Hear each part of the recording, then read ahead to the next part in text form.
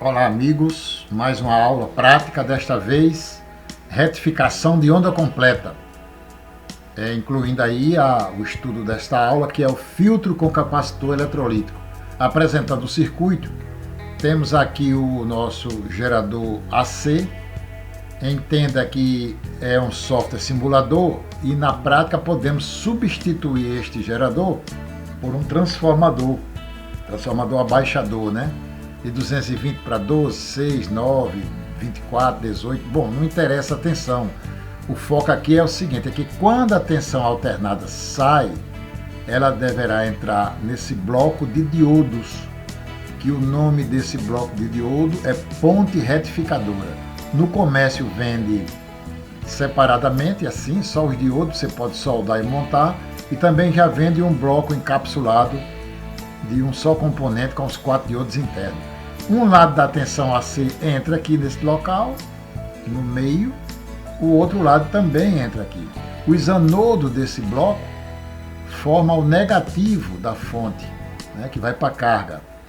Já os catodos desse segundo bloco formam o positivo, que é levado para a carga. E em seguida eu coloquei aqui o filtro, né? Coloquei uma chave para que vocês entendam a hora e vejam a hora que ele é inserido no circuito.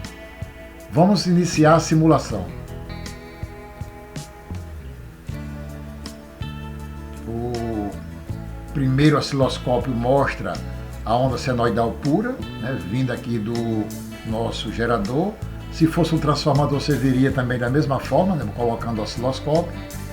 Quando essa tensão AC passa por esta ponte retificadora de onda completa, o sinal chega do outro lado aqui no positivo, que está sendo medido aqui por esse osciloscópio dessa maneira. Relembrando a aula de meia onda, quando o sinal vinha, tinha esse espaço aqui, ó, subia, tinha esse espaço aqui sem nada, subia, e assim você tinha uma fonte, funciona, mas não tinha a performance que essa fonte de onda completa tem, né? Vamos agora inserir no circuito o capacitor para que vocês vejam como é que acontece a mágica da fonte de corrente contínua. A fonte de corrente contínua é uma linha perfeita, não tem essas imperfeições. Vamos colocar o capacitor. Olha a função muito importante desse capacitor numa fonte.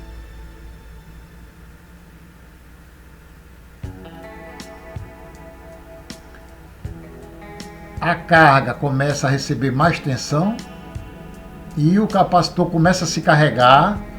É porque nós estamos vendo aqui em câmera lenta, né, para que fique bem explicado, né? E ele começa, ó, a ficar, ó, uma linha. Isto aqui é a magia da fonte de alimentação de corrente contínua. Já a corrente alternada, o nome já diz, né?